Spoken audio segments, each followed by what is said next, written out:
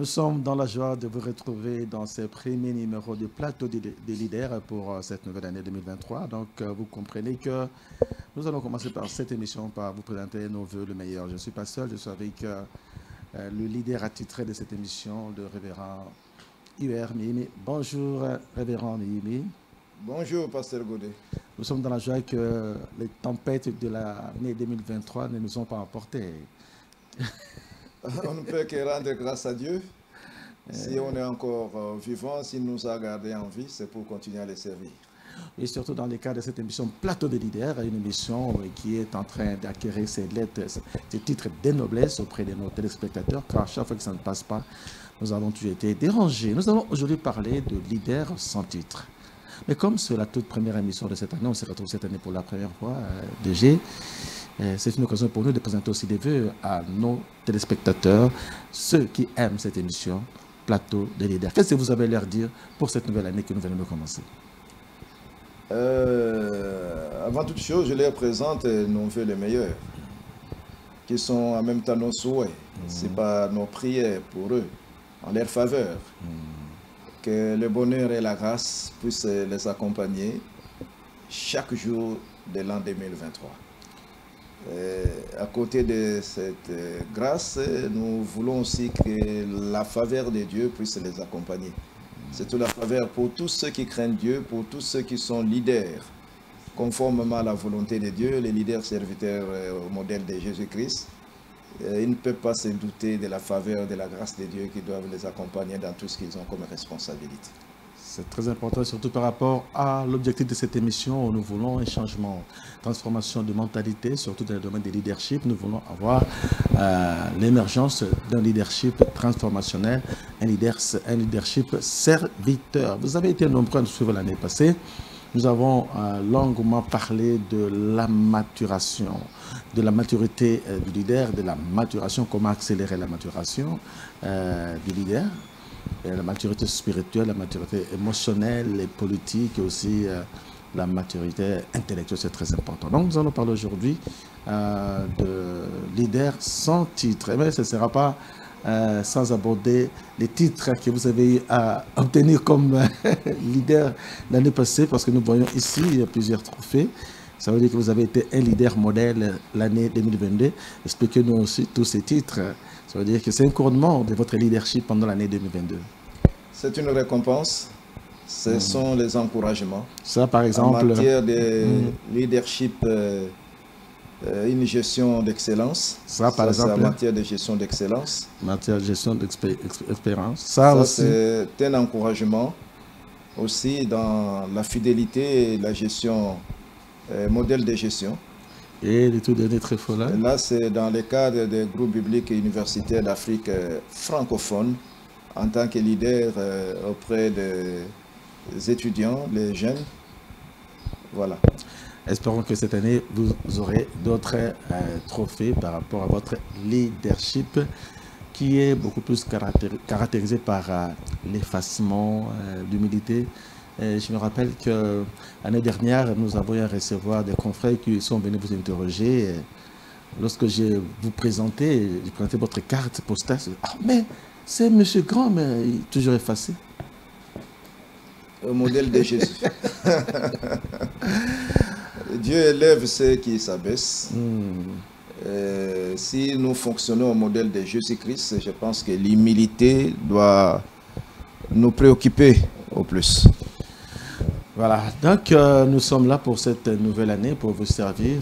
En tout cas, restez fidèles à cette émission. Vous allez être boosté dans votre leadership parce qu'en fait, chacun a un certain leadership. Le problème, c'est qu'il n'y a pas une connexion entre notre leadership et notre mentalité et surtout la culture environnementale. Donc, nous allons essayer de vous amener dans la connexion entre votre la vision de votre vie, les buts de votre vie, l'ambition que vous avez sur cette terre et aussi l'environnement dans lequel vous évoluez. Alors, pour cela, j'avais annoncé que les tout premiers thèmes que nous allons aborder aujourd'hui, c'est le leader sans titre. Vous savez que dans notre société aujourd'hui, il y a une certaine pollution des titres. On appelle cela titromanie. Il y a une pollution des titres. En tout cas, c'est devenu caractéristique. Personne ne veut plus s'appeler par son nom, par ses fonctions. Il veut toujours se démarquer.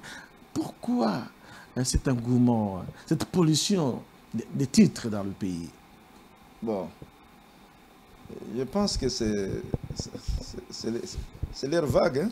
C'est leur saison de devenir archi ou archipape ou qui, c'est ça. Mais je pense que ce n'est pas le plus important. Quand nous parlons de leadership, par définition, je vous ai déjà parlé, la définition simple, c'est l'art d'influencer, to lead, de diriger. Mais je vous ai donné la définition qui nous concerne, c'est la capacité, pas d'imposer, mais la capacité de tout leader de mener tout le monde, d'amener tout le monde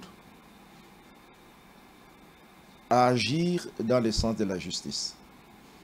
Ils sont positifs. Oui. Donc, si le leader a la capacité d'imposer la justice dans son environnement, il est un bon leader, puisque la justice prend globalement tous les aspects de la vie. Ça, c'est très important pour nous. Et le leader serviteur, c'est dans le sens de doulos, c'est quelqu'un qui est esclave. Quand on dit que je suis serviteur, ça veut dire que je suis esclave. L'esclave de qui? L'esclave de Jésus. Et l'esclave n'a pas d'avis, quoi. Il fait ce que le maître lui demande de faire. Et nous sommes dans ce leadership. Alors, quand nous parlons de leadership sans titre, nous faisons justement allusion de la capacité d'influencer sans titre. Est-il possible d'influencer positivement sans titre? Justement, c'est ça la problématique. Comment vous n'avez pas de titre? Ça veut dire que vous n'avez apparemment aucun impact, aucune fonction. Et comment pouvez-vous agir dans ces contextes-là sans titre? C'est la problématique de l'émission aujourd'hui. Oui. Bibliquement parlant, c'est possible. Je poserai d'emblée la question de savoir quel était le vrai titre de Jésus quand il est venu sur la terre en tant qu'homme à 100%. Bon, il était rabbin. Il avait juste la tribu du fils d'Élie par rapport à sa mission. Il était docteur. Non. Il y avait des titres aussi à son époque. Oui. Mais quel titre il a adopté de son vivant sur la terre en tant que Dieu? Le fils de l'homme. Et même nulle part, il n'a pas un titre particulier. Même nulle part, j'ai vu dans la Bible que c'est écrit, Jésus déclare qu'il est Dieu. Ce sont les autres qui ont dit que tu es Dieu, que tu l'as dit. Mais lui-même dire que non. C'est très important, je pense. Quand nous partons de leadership sans titre, nous parlons de leadership efficace, puisque aujourd'hui, le monde entier a besoin de leaders efficaces, de leaders fidèles, de leaders intègres. Dans l'efficacité, nous prenons par exemple le modèle des jeunes, puisque nous parlons aussi de l'accélération de la maturité, c'est la suite logique de notre dernière émission.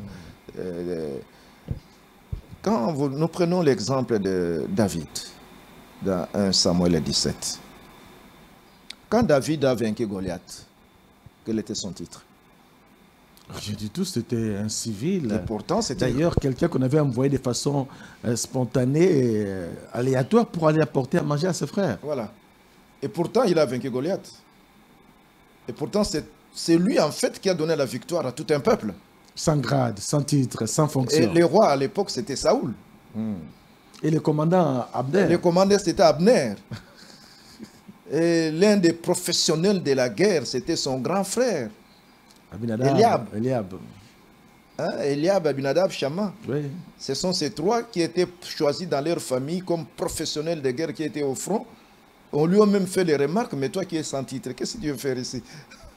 Tu n'es pas professionnel. Toi, tu es berger, tu vas rentrer dans la brousse là avec des brebis. Qu'est-ce que tu viens foutre ici? En fait, ça attire mon attention, en réalité. Le leadership sans titre, c'est possible de l'exercer. C'est lui qui a vaincu Goliath. C'est lui qui a influencé au maximum Israël à ce moment-là. Mais il était sans titre.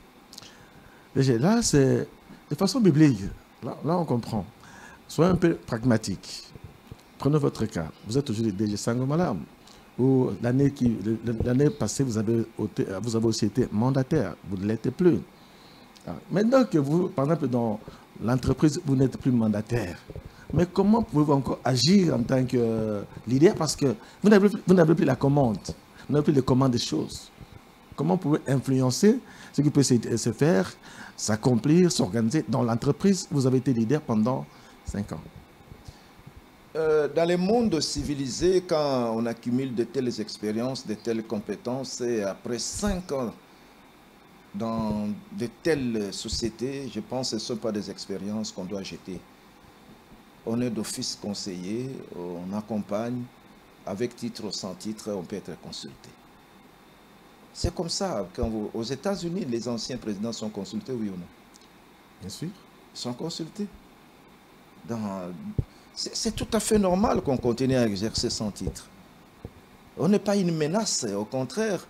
Si on comprend bien les critères de leadership sans titre, les caractéristiques de leadership sans titre, comme on peut le faire tout à l'heure, on ne sera pas une menace pour ceux qui sont en fonction.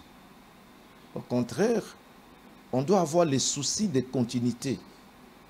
Je considère ce que j'ai laissé comme un bébé qui doit continuer à grandir. Et si c'est moi qui ai une partie du lait, je dois donner le lait pour que le bébé grandisse. Je ne dois pas dire que non, que le bébé meurt, alors on verra que celui qui m'a remplacé est incompétent. Non. Ça, c'est justement le leadership concurrentiel qui n'a pas de nom. Ça, c'est la bassesse et ça, c'est le manque de maturité. C'est vraiment le manque de maturité. Si on est mûr, on doit apporter le meilleur qu'on a. On doit toujours rester utile. Et en d'autres termes, on se considère comme réserve de la nation. On est réserviste. Un général qui a quitté ses fonctions, qui est peut-être retraité, mais il reste général en réserve. Dans les situations difficiles, on doit faire recours à lui dans l'état-major pour bâtir une stratégie. Il doit sortir sa stratégie. C'est comme les anciens joueurs de l'équipe nationale. Oui, qu'on consulte. À tout moment, on doit les consulter. Ils ont apporté. Ça fait partie des leaderships sans titre. On a la joie de continuer à servir en tant que retraité. On a la joie de continuer à servir sans titre. C'est-à-dire, mais le danger ici que cela représente pour ceux qui ne veulent pas s'y prêter, c'est le fait que vous prestez, n'est-ce pas, comme leader, sans titre, mais en réalité, vous n'avez rien. Bien sûr. Vous n'avez rien sur le plan pécunier, mais vous gagnez beaucoup sur le plan dignité. Les gens qui ne le font pas n'ont pas compris 3-4 choses que je peux épingler tout à l'heure. Ouais. Premièrement, ils ne connaissent pas le but de la vie. Je reviens encore à ça. Donc, pour moi, le but de ma vie n'est pas d'être heureux ou d'obtenir le bonheur seul. Ça ne sert à rien. Le but de ma vie, c'est d'être utile pour les autres. Comment valoriser les autres, comment valoriser les structures, comment être utile au pays. Et à tout moment, si j'ai une idée que je peux donner, je dois absolument permettre à ce que cette idée puisse aider à avancer. Le pays a avancé, la structure a avancé, une société a... Vous vivez ça avec moi à Sangomalam. Oui. Je ne viens pas à Sangomalam travailler pour un gain quelque part. Non. Je me donne... C'est les services d'abord. Oui, c'est les services d'abord. Donc, le plus important, c'est d'être utile. Le plus important, c'est de travailler pour l'honneur. Pour l'honneur. La plupart des gens, des leaders, ont mis l'honneur dans la poche. C'est ainsi qu'il n'y a pas continuité. Quand ils quittent une fonction, tellement qu'il a commis les abus, on ne va plus faire recours à lui. Et lui-même se gêne même pour se présenter.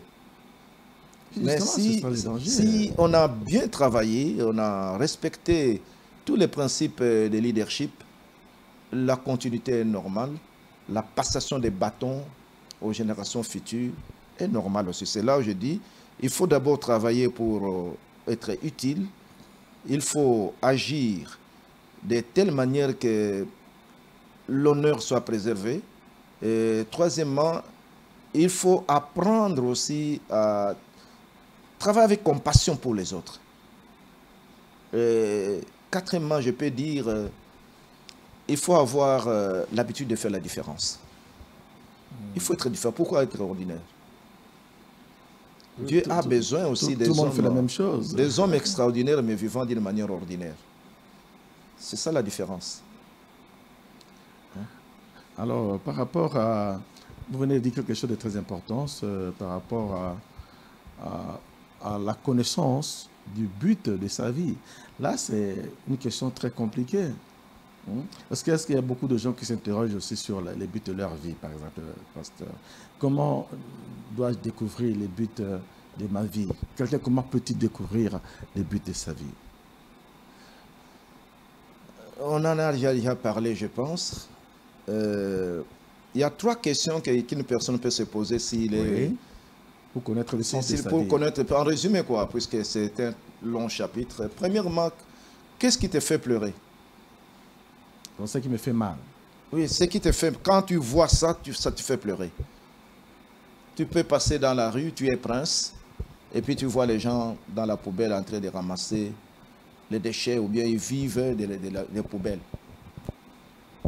Dans ton cœur, ça te fait quoi?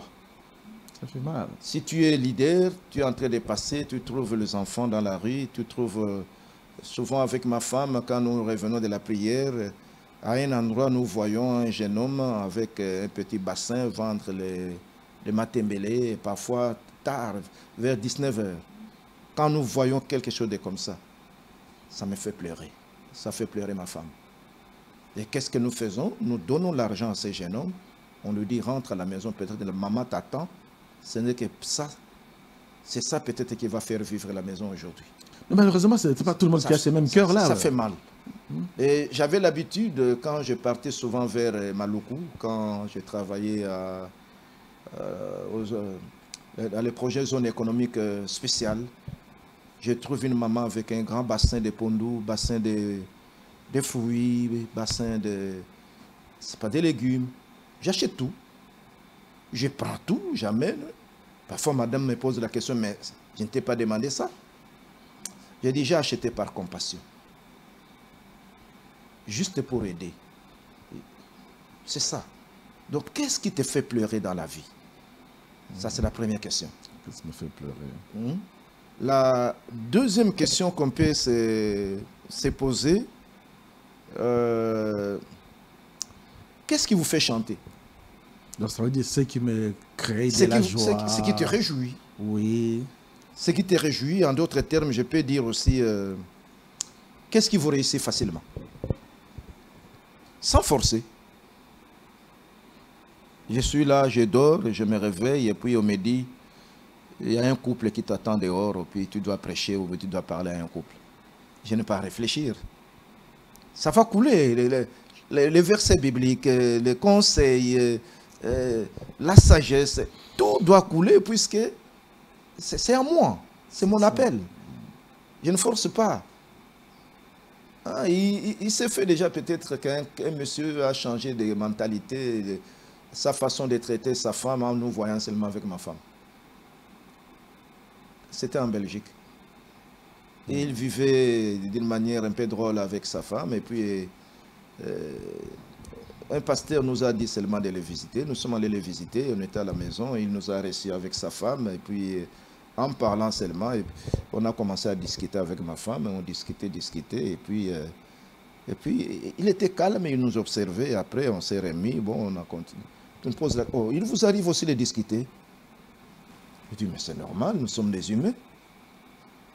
Ma femme est universitaire, elle a son opinion. Moi, je suis universitaire, j'ai aussi l'opinion. Mais les débats d'idées doivent exister dans les couples. Le plus important, c'est d'épuiser l'énergie nécessaire pour ne pas transformer ces débats en conflit. Mais en bon. Et cela a suffi pour que le monsieur change. en nous voyant seulement, c'est tout. C'est ça en fait. Qu'est-ce qui vous réussit facilement? Qu'est-ce qui vous fait la joie? Et troisième question, au-delà de ces deux premières questions, c'est vous aspirez à quoi? Quels sont vos rêves? Quels sont vos rêves? Qu'est-ce que vous voulez avoir? Qu'est-ce que vous voulez devenir? C'est ça qui va vous faire bouger. Qu'est-ce que vous voulez faire? Voilà. Ça, c'est la passion de votre vie qui va vous faire bouger partout. Ce qui me fait bouger plus ces derniers temps, c'est la souffrance des familles.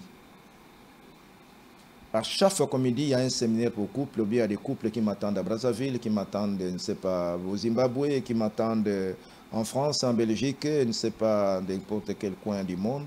Je suis prêt à mettre les moyens pour aller, ne fût-ce que pour éviter les divorces de ces couples. Je ne bouge pas en fonction des foules, ça ne m'intéresse pas. Je bouge en fonction des besoins réels que vous pouvez qui cadrent avec mon appel et selon les directives de Dieu. Puis je sais que Dieu m'a doté de cette capacité, de ce don, de cette onction qui peut me permettre à ce qu'il y ait efficacité et résultat. Je ne bouge pas là où il n'y aura pas de résultats. Je peux prêcher devant une grande foule et après les gens applaudissent et il n'y a pas de résultats. Non. Ce qui compte pour moi, c'est le travail axé sur le résultat.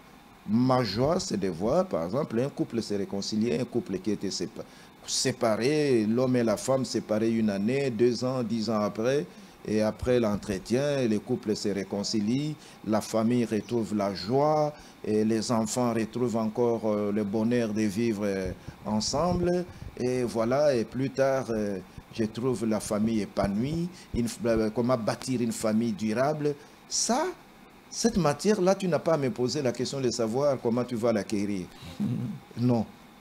C'est déjà cultivé en moi, j'ai mis ça par écrit, et ce qui est bien écrit, bien conçu, s'énonce aussi facilement et se transmet aussi facilement. Les mots pour l'exprimer arrivent aussi facilement. Instantanément. Oui, on n'a pas beaucoup réfléchi. C'est très important cette formule-là. Alors si vous connaissez ces trois choses-là, vous saurez quel est le but de votre vie. Oui, donc je récapitule. Il faut connaître le but de votre vie. Pour cela, vous vous posez 3 questions. N'est-ce pas? Qu'est-ce qui vous fait pleurer? Qu'est-ce qui vous réjouit et qu'est-ce que vous voulez devenir? En fait, quand je pense à cette première question, qu'est-ce qui me fait pleurer? Alors je me dis peut-être que beaucoup de gens, beaucoup de leaders ici seront sévèrement jugés parce que lorsque nous promenons dans la ville, vous sentez beaucoup de crasse, beaucoup de saleté, beaucoup de putréfaction spirituelle, physique. Mais tous ces leaders-là, ils sont indifférents. C'est un problème de leadership aussi. N'est-ce pas, dans la vie, même des leaders à tout moment, même nous aussi, les serviteurs de Dieu. Vous voyez, une église dans la saleté. À un moment, on entre dans la phase d'inconscience. Oui, c'est comme si on s'habitue à cela. Insensible. Oui, cette insensibilité-là, voilà le terme. L'insensibilité, c'est... Quelqu'un m'a dit dernièrement... C'est un écueil aussi au leadership.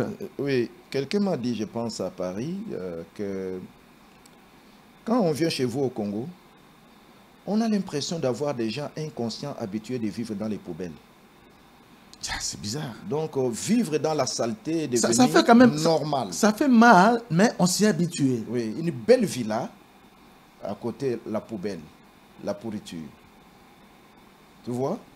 Et quelqu'un d'autre qui voit ça, si ça lui fait mal, tu sais que ça peut être la base de son épanouissement. C'est-à-dire, la poubelle, les déchets ne doivent pas être considérés comme quelque chose à ne pas toucher, à ne pas traiter. Puis c'est sur bas des déchets, sur bas de la poubelle, sur bas de tout ce qui est déchets ménagers à Kinshasa par exemple, on peut créer des entreprises. On peut créer des chaînes de valeur. Absolument. Hein?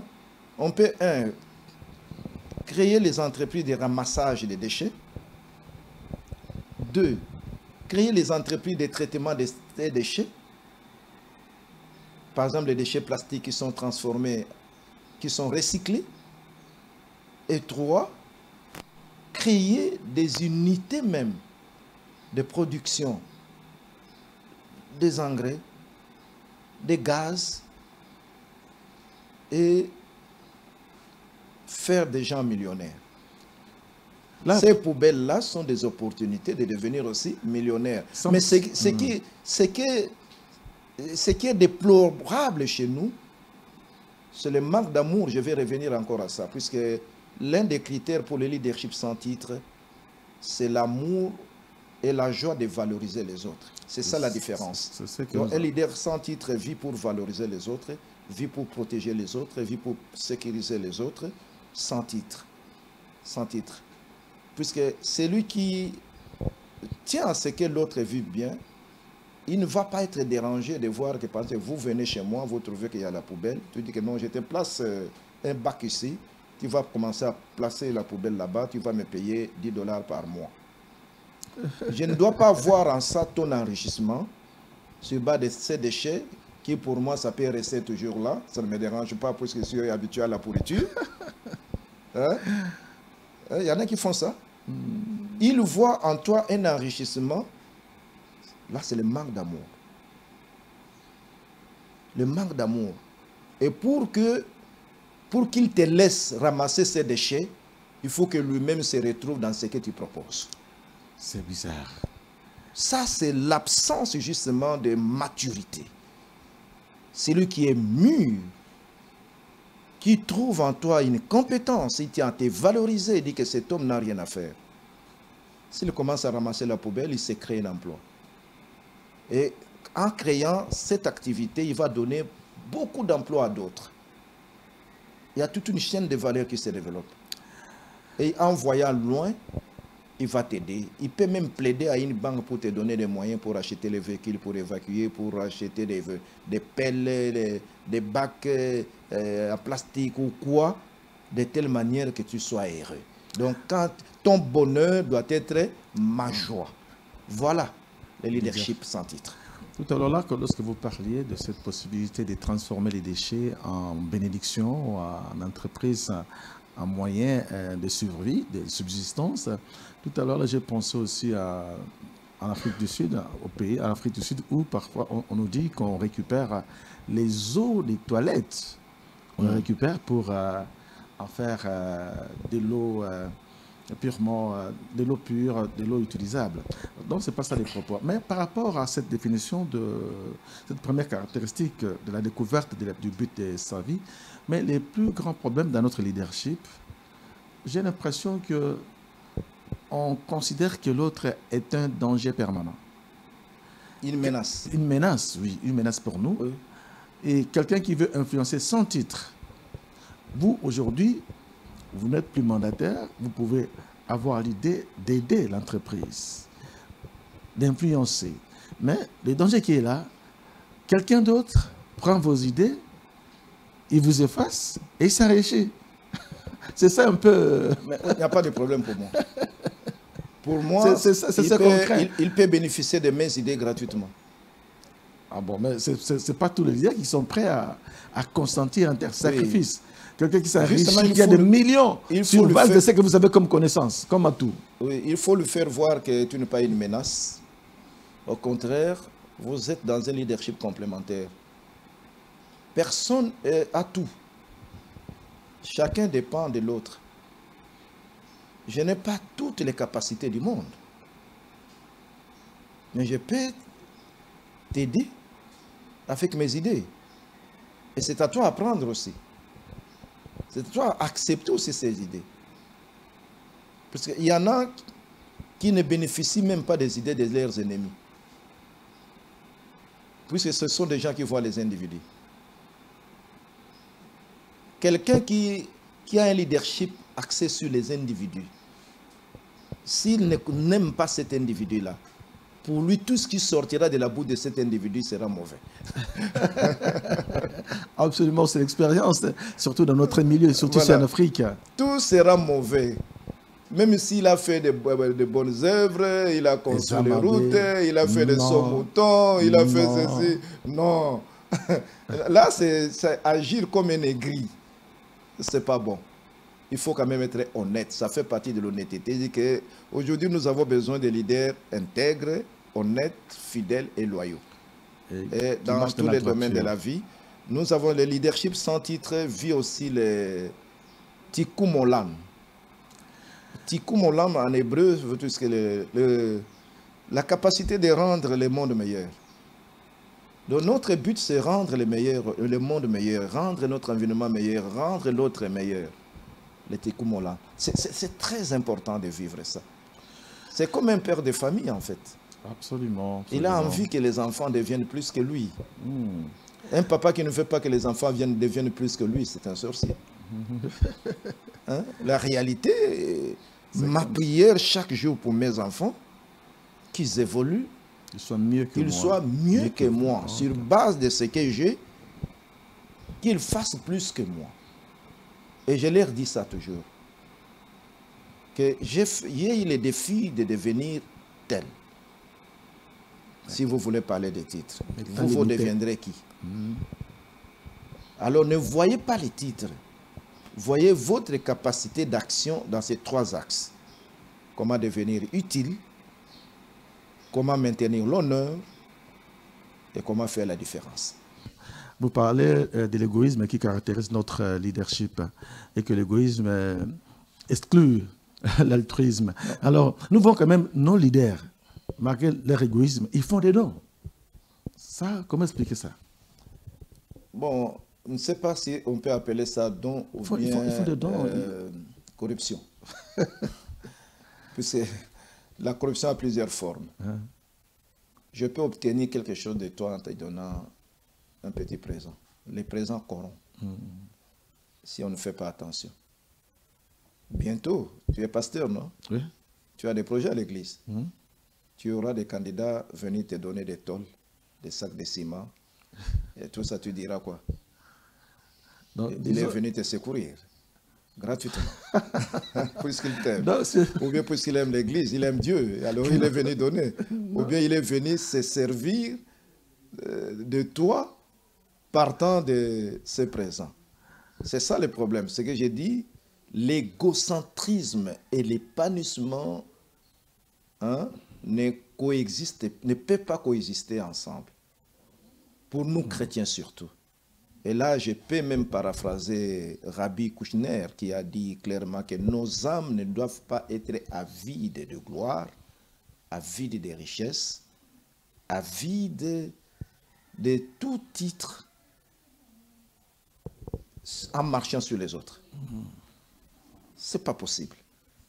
Quand nous prenons par exemple la prière de notre Père, c'est dans Luc 11 je pense, les disciples ont demandé à Jésus, Jean-Baptiste a enseigné à ces gens de prier. Nous aussi enseigne-nous à prier. Comment nous devons prier?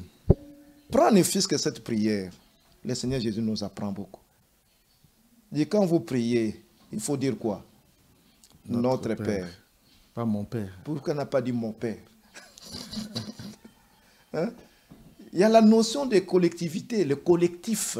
Le collectif doit être au-dessus de l'individu. Si le collectif va bien, l'individu est dans le collectif. Non, le leader si l'individu va mieux et que le collectif va mal, le collectif va les traîner vers le bas. Donc le leader sans titre travaille pour le bien de la collectivité. Oui, pour le pensement de la collectivité. Il pense plus collectivité. Plutôt que lui-même. Plus que lui. Il est dans la collectivité. J'ai dit dans Tikkun olam, l'idée c'est de rendre meilleur le monde, rendre meilleur les autres, rendre meilleur la société. C'est ça ce qui doit nous caractériser.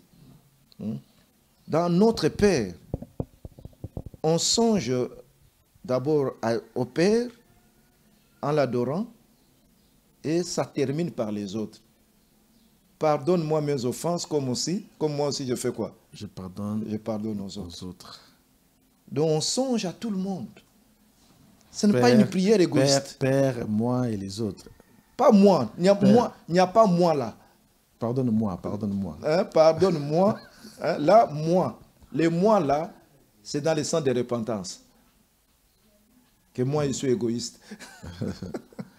Enlève-moi l'égoïsme.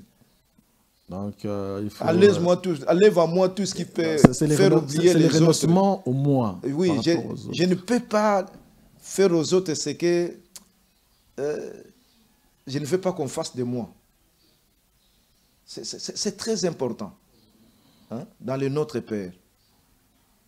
D'ailleurs, c'est la même idée qu'on retrouve dans Philippiens, chez Paul, chez les Philippiens, quand il leur dit que chacun, au lieu de considérer ses propres intérêts, considère ceux des autres. Même en demandant le pain. On ne demande pas, Père, donne-moi mon pain quotidien. Donnez-nous notre pain quotidien. Donc, je ne demande pas seulement pour moi. Je ne demande pas pour moi. Si je suis père de famille, je demande, donne à ma famille le pain, notre pain quotidien. Si je suis directeur général, Seigneur, donne-moi l'argent pour payer le personnel. Donne-moi pour les autres. À un degré de leadership, on ne pense plus soi-même. Hein? Prenons le cas encore de David, devant Goliath. Il a posé la question. Qui est cet incirconcis qui est en train de défier l'armée de qui? De Dieu. De l'Éternel. Pas son armée, pas l'armée de Saoul. Oui. Il fait encore recours à qui? À Dieu. À Dieu, à notre Père. C'est très important. Il n'a pas lutté pour lui. Il a lutté pour la communauté. Il a lutté pour la communauté. Et quand Rabbi Kouchner dit il ne faut pas que notre cœur soit vide de gloire, vide de titre. De gloire. David l'a vécu.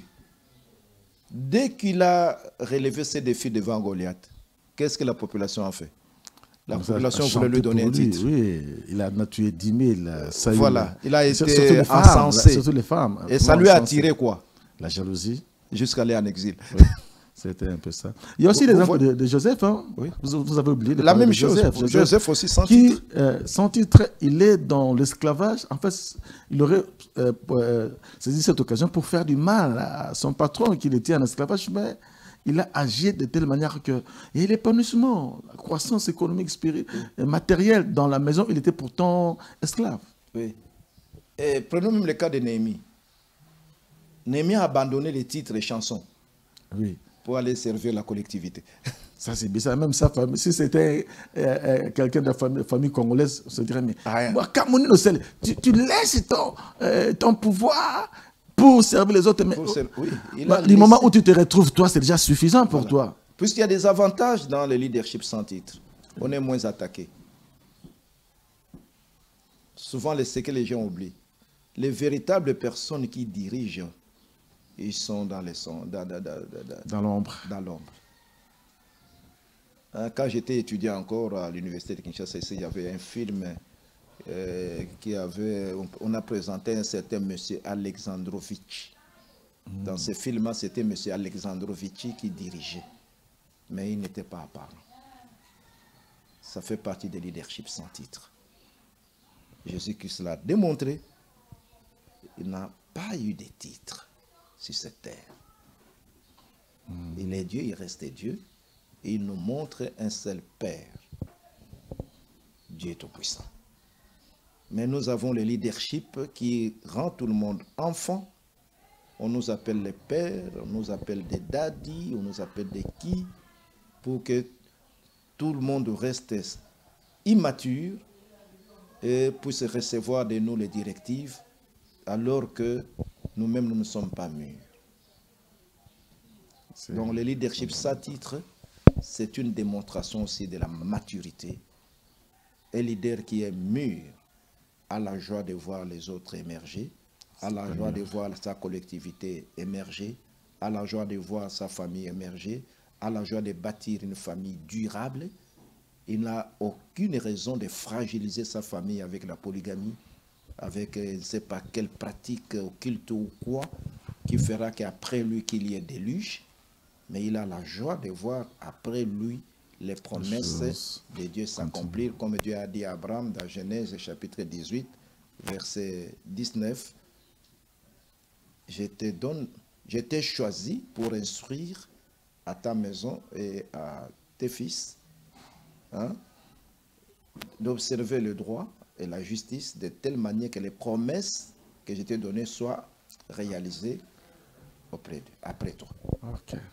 Voilà le leadership sans titre. Leader sans titre, au pouvoir ou en dehors du pouvoir, il veut agir pour le bonheur de la société.